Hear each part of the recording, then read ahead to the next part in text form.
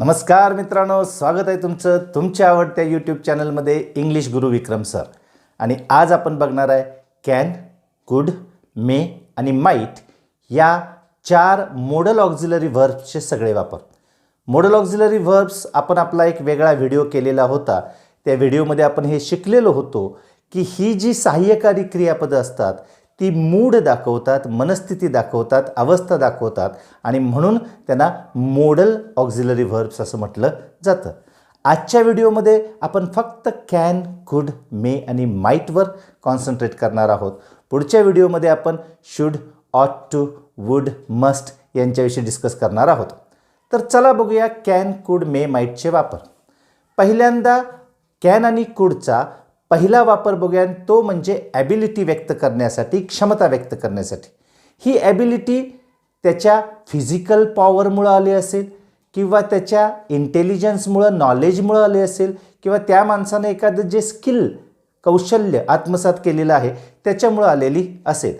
एखाद्याची क्षमता सांगण्यासाठी, वर्तमान काळातली क्षमता सांगण्यासाठी आपण कॅनचा वापर करतो. उदाहरणार्थ बघा, I can run 10 kilometres in an hour. एका तासामध्ये मी 10 किलोमीटर धावू शकतो. ही माझी क्षमता आहे, physical ability. I can solve these sentences. ही वाक्य मी सोडवू शकतो. ही माझी क्षमता आहे, माझी mental ability. He can write 10 sentences in a minute. तो 10 वाक्य एका मिनिटात लिहू शकतो. ही त्याची ॲबिलिटी आहे. कॅनचा वापर आपण कशासाठी करतो? ॲबिलिटी सांगण्यासाठी, क्षमता सांगण्यासाठी. ॲबिलिटी सांगण्यासाठी कुडचा पण वापर केला जातो, पण जेव्हा आपण कुडचा वापर करतो तेव्हा आपण भूतकाळातली क्षमता सांगतो जास्तीत जास्त, किंवा भविष्यकाळातली क्षमता सांगतो. When I was your age I could study 5 hours in a day. जेव्हा मी तुझ्या वयाचा होतो तेव्हा मी दिवसात 5 तास अभ्यास करू शकत होतो. ती माझी क्षमता होती. That was my ability. किंवा I could not drive bicycle when I was 7 years old. जेव्हा मी 7 वर्ष वयाचा होतो तेव्हा मी सायकल चालवू शकत नव्हतो. त्यावेळेला माझी ती ॲबिलिटी नव्हती. एखादी भूतकाळात ॲबिलिटी होती किंवा नव्हती हे सांगण्यासाठी मी कशाचा वापर केला? कुडचा वापर केला. कुडचा वापर आपण भविष्यकाळासाठी सुद्धा करू शकतो. बघा एक उदाहरण, he has a lot of money. He could by any car. त्याच्याकडं खूप पैसे आहेत, तो कोणतीही कार खरेदी करू शकतो किंवा शकेल. दोन्ही आहे बघा. वर्तमान काळात पण तो आत्ता, त्याकडे पैसे आहेत, तो आत्ता पण खरेदी करू शकतो, त्यावरती क्षमता आहे, कुडचा वापर केला मी. आणि भविष्यकाळात पण खरेदी करू शकेल, कुडचाच वापर आहे. म्हणजे एकाच वाक्याचे दोन्ही अर्थ निघतात, तो शकतो किंवा शकेल सुद्धा. आता बघूया कॅनचा आणि कुडचा नकार. कांट किंवा कॅनॉट. कॅनॉट लिहिताना नेहमी कॅन आणि नॉट एकत्र लिहिलं जातं, लक्षात ठेवा. कुडचा नकार कुडंट किंवा कुड नॉट. कुड नॉट लिहिताना मात्र कुड आणि नॉट वेगवेगळे लिहिले जातात. I can't help you. मी तुला मदत करू शकत नाही. Means I don't have the ability to help you. माझ्याकडे ती क्षमता नाही. किंवा he couldn't get the price. तो बक्षीस मिळवू शकला नाही. Means he didn't have the ability to get the price. त्याला ते शक्य झालं नाही. कांट लक्षात येते, कुडंट लक्षात येते. We can't bunk the lecture. आपण लेक्चर बंक करू शकत नाही. किंवा he couldn't come in time tomorrow. उद्या वेळेत येऊ शकणार नाही. म्हणजे कांट आणि कुडंटचा वापर एखाद्याकडे एखादी गोष्ट करणं एखाद्याला शक्य नाही किंवा शक्य नव्हतं किंवा शक्य नसेल हे दाखवण्यासाठी आपण करतो. प्रश्नार्थक वाक्यात कॅनचा प्रश्न आपण नेहमीच अतिशय सोपी पद्धत आहे. Can you help me. तू मला मदत करू शकतोस का? Can you solve this sentence. तू हे वाक्य सोडवू शकतोस का? ही तुझी क्षमता आहे का? Could you reach there in time. तू तिथे वेळेत पोहोचू शकशील का? तुझ्याकडे ती क्षमता आहे का? Could you reach there in time. पोहोचू शकशील का? भविष्यकाळातली क्षमता. म्हणजे कॅन आणि कुडचा आपण प्रश्न आपल्या चांगला लक्षात आलेला आहे. कॅन आणि कुडच्या ऐवजी आपण बी एबल टू सुद्धा वापरू शकतो. बी एबल टू म्हणजे कॅनच्या ऐवजी आपण एम किंवा इज किंवा आर एबल टू वापरू आणि कुडच्या ऐवजी वॉज किंवा वेअर एबल टू वापरू. आय कॅन रन फास्ट आणि I am able to run fast या दोन्ही वाक्यांमध्ये अर्थात काहीही फरक नाही. मी वेगात धावू शकतो किंवा माझी वेगात धावण्याची क्षमता आहे. He could complete the work, काळजीपूर्वक ऐका, तो काम पूर्ण करू शकत होता, त्याची ती क्षमता होती. He could complete the work याचा अर्थ असा होणार नाही की त्यानं पूर्ण काम केलंच, पण ज्या वेळेला तुम्ही वॉज एबल टूचा एखाद्या सिच्युएशनमध्ये वापर करता त्यावेळेला त्याचा अर्थ असा निघतो की त्याची ती क्षमता पण होती आणि त्यानं ते काम पूर्ण पण केलं. बघा वाक्य काळजीपूर्वक ऐका. He was able to finish that project before leaving the office. Office सोडण्यापूर्वी तो प्रोजेक्ट पूर्ण करण्यात समर्थ ठरला. वॉज एबल टूचा वापर जर केला तर त्याच्याकडे ती क्षमता होती आणि त्यानं ते काम पूर्ण पण केलं. जरा बारकाईनं फरक लक्षात घ्या. He could keep the wickets आणि he was able to keep the wickets. पहिलं वाक्य बघा, he could keep the wickets आणि दुसरं he was able to keep the wickets.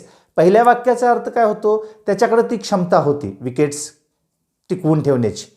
आणि दुसऱ्या वाक्याचा अर्थ काय होतो, त्याच्याकडे क्षमता होती आणि ॲक्च्युअली त्यानं विकेट्स टिकवून ठेवल्यासुद्धा. He was able to keep the विकेट्सचा अर्थ काय होणार, तो सक्षम होता आणि त्यानं ती गोष्ट पूर्णसुद्धा केली. जर मी असं वाक्य बोललो तर बघा, आय कुड सेव्ह मनी, मी पैसे वाचवू शकत होतो. पण I was able to save the money असं मी म्हटलं तर माझी क्षमता होती आणि मी पैसे साठवले देखील. नक्की लक्षात आलं. वॉज एबल टू आणि कुडमध्ये एक स्लाईट फरक आहे. सिच्युएशनच्या दृष्टीनं तो फरक केला जातो आणि तो फरक आपल्याला ओळखणं खूप गरजेचं आहे. कुड म्हणजे ही गोष्ट करू शकत होता आणि वॉज एबल टू करू शकत होता आणि केलीसुद्धा. करू शकत होता आणि केलीसुद्धा. I could complete my education, मी माझं शिक्षण पूर्ण करू शकलो. आणि I was able to complete my education, पूर्ण करू शकलो, मी केलंच ते, कारण माझ्याकडे ती क्षमता होती आणि मी ती क्षमता वापरून ती गोष्ट पूर्ण केली. नक्की लक्षात आलं. चला पुढं. कॅन, कुड, मे यांचा दुसरा वापर परमिशन, आस्किंग परमिशन, परवानगी मागण्यासाठी. आपण घरात जेवायला बसलेलो आहे, सगळे एकत्र जेवायला बसलेलो आहे आणि तुम्हाला मीठ हवं आहे. तुमचा भाऊ शेजारी आहे, तुम्ही त्याला म्हणू शकताय can you pass the salt. पण वडिलांना नाही म्हणू शकत. वडिलांशी बोलताना तुम्हाला कुडचा वापर करावा लागेल, कारण कुड परमिशनच मागतं, कुड रिक्वेस्टच करतं, पण ती पोलाईट रिक्वेस्ट असते. कुड यू पास द सॉल्ट, तुम्ही मीठ देऊ शकाल का, पास करू शकाल का, इथं देऊ शकाल का. कुड हे पोलाईट आहे. काय पोलाईट आहे. Can okay, no doubt, can रिक्वेस्टसाठी आपण वापरू शकतो का, वापरू शकतो. आपल्या मित्राबरोबर, आपल्या जवळच्या लोकांच्या बरोबर, ज्यांची रिलेशन्स आपली खूप क्लोज आहेत, आपल्यापेक्षा वयानं लहान आहेत, त्यांच्यावर कॅन वापरू शकतो. पण आपल्यापेक्षा मोठी लोकं असतील, त्यांच्याकडनं एखादी गोष्ट आपल्याला हवी असेल तर आपण परवानगी मागताना कसा वापर करतो, कुड.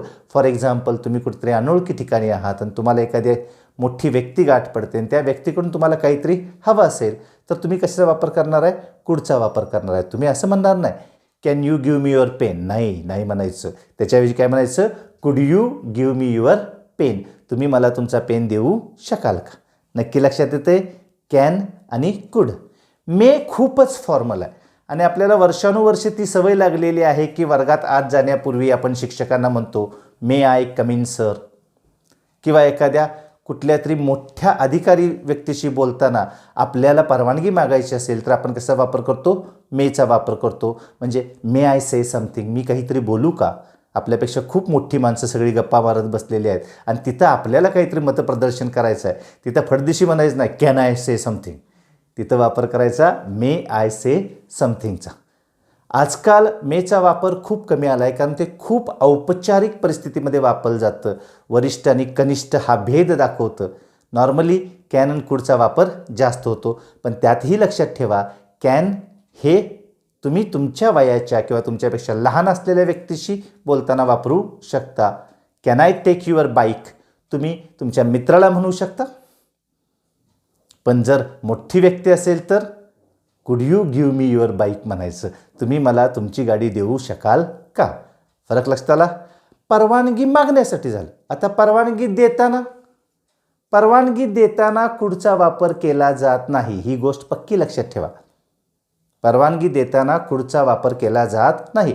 मगाच्या सिच्युएशनमध्ये जेव्हा तुम्ही अनोळखी व्यक्तीला म्हणताय की could you give me your pen, त्यावेळेला तो अनोळखी व्यक्ती तुम्हाला काय म्हणेल, यू कॅन टेक इट. तो असं म्हणणार नाही यू कुड टेक इट. परवानगी देण्यासाठी कॅनचा वापर अगदी इझिली केला जातो आणि सगळ्यात जास्त कॅनचाच वापर केला जातो. मेचा वापर पुन्हा फॉर्म्युलाला. मे आय कम इन सर, ज्यावेळेला तुम्ही शिक्षकांना विचाराल त्यावेळेला शिक्षक तुम्हाला दोन्ही पद्धतीने उत्तर देऊ शकतात. यू कॅन कम इन और यू मे कम इन. दोन्ही पद्धतीने ते तुम्हाला परवानगी देऊ शकतात. पण आजकाल कॅननं परवानगी देण्याची जी पद्धत आहे ती खूप वाढलेली आहे. परवानगी द्यायची असेल किंवा परवानगी नाकारायची असेल तर कॅनचा वापर अगदी सहज केला जातो. उदाहरणार्थ, यू कॅनॉट सिट देअर, तू तिथं बसू शकत नाहीस, तुला तिथं बसण्याची परवानगी नाही. यू कॅन सिट देअर, तू तिथं बसू शकतोस. लक्षात आलं. कॅनचा, कुडचा आणि मेचा दुसरा वापर काय आहे, परवानगी मागणं आणि परवानगी देण्यासाठी कुडचा वापर केला जात नाही. 2 गोष्टी कळल्या. तिसरी गोष्ट पॉसिबिलिटी, शक्यता. हे घडण्याची शक्यता आहे असं जर मला व्यक्त करायचं असेल तर मी मेचा पण वापर करू शकतो, माईटचा पण वापर करू शकतो आणि कुडचा पण वापर करू शकतो. म्हणजे उदाहरणार्थ बघा, there are dark clouds in the sky, it कुड रेन टुडे. आज पाऊस पडू शकेल. इट मे रेन टुडे, आज कदाचित पाऊस पडेल. इट माईट रेन टुडे, आज कदाचित पाऊस पडेल. सगळं बरोबर आहे, सगळं बरोबर आहे. मग मेची जी पॉसिबिलिटी आहे ती स्ट्रॉंग आहे. ती काय, स्ट्रॉंग आहे. माईटची त्याच्यापेक्षा वीक आहे आणि कुडची फारच कमी शक्यता आहे.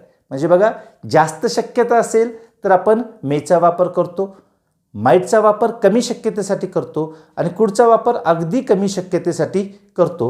हे ज्यावेळेला आपण मे हॅव, माईट हॅव आणि कुड हॅव बघणार आहे त्यावेळेला पण तुमच्या लक्षात येईलच.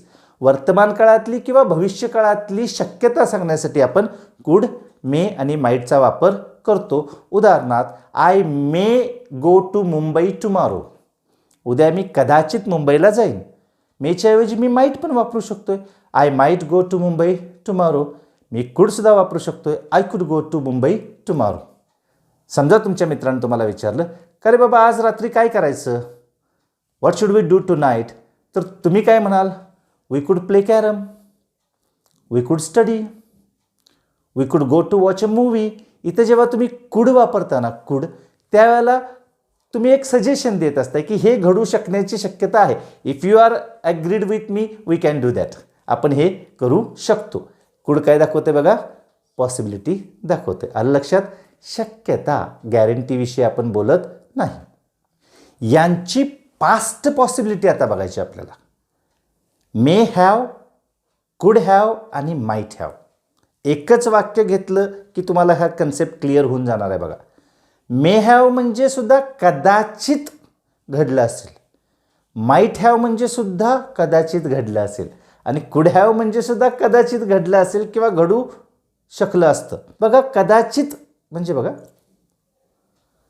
अभय has not come, he may have missed his बस.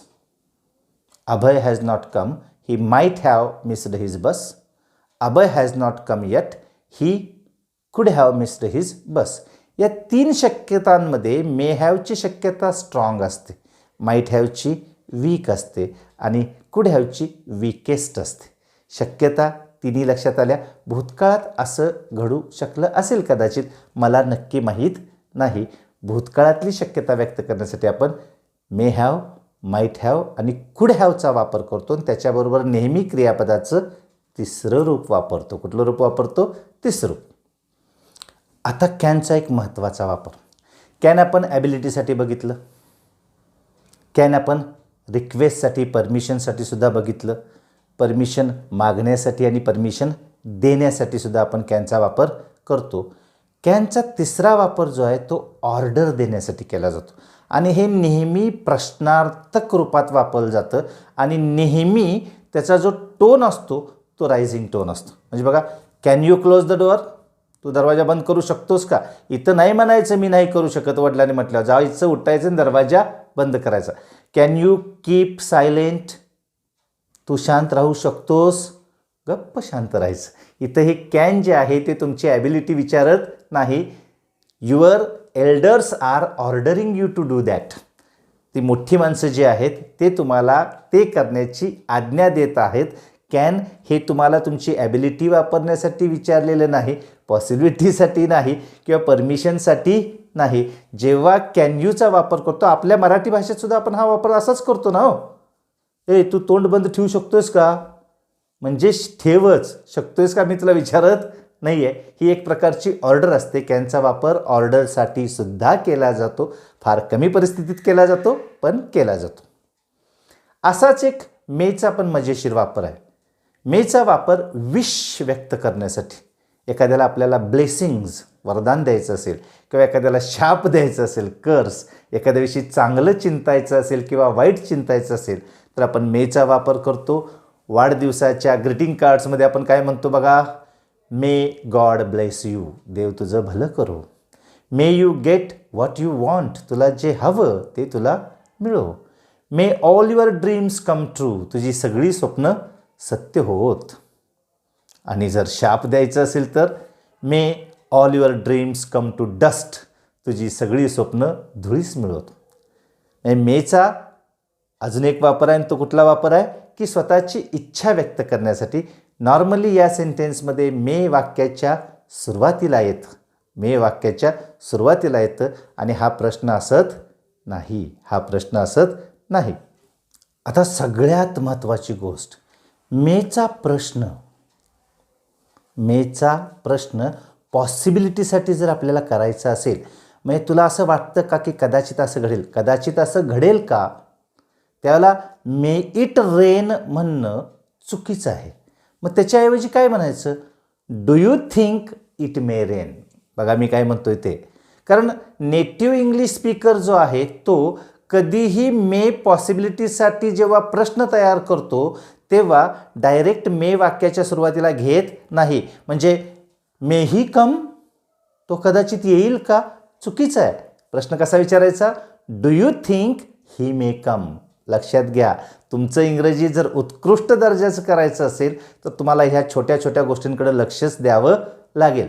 कारण may we get the ticket, may we get the ticket प्रश्नचिन्ह, आपल्याला तिकीट मिळेल असं नाही म्हणायचं. Do you think we may get the ticket. तसंच माईटनं सुद्धा असा प्रश्न करायचा नाही. म्हणजे might he win the match, शक्यता आहे का मॅच जिंकण्याची, नाही. Do you think he might win the match. नक्की लक्षात राहिलं ना. ही शेवटची गोष्ट खूप महत्त्वाची आहे. मे आणि माईटची पॉसिबिलिटी विचारत असताना, शक्यता विचारत असताना, त्यांचा प्रश्न करत असताना पाठीमागं डू यू थिंक वापरणं खूप गरजेचं आहे. हा व्हिडिओ तुम्हाला कसा वाटला याच्याविषयी मला तुमच्या कमेंट्स मिळू द्यात आणि भेटू आपण पुढच्या व्हिडिओमध्ये, जिथं आपण शुड, ऑट टू, मस्ट आणि यूज टू, वुड यांचा वापर शिकणार आहोत. त्याचबरोबर हॅव टूचा सुद्धा वापर करणार आहोत. धन्यवाद. तोपर्यंत माझे व्हिडिओ पाहत राहा आणि चॅनल सबस्क्राईब करायला विसरू नका.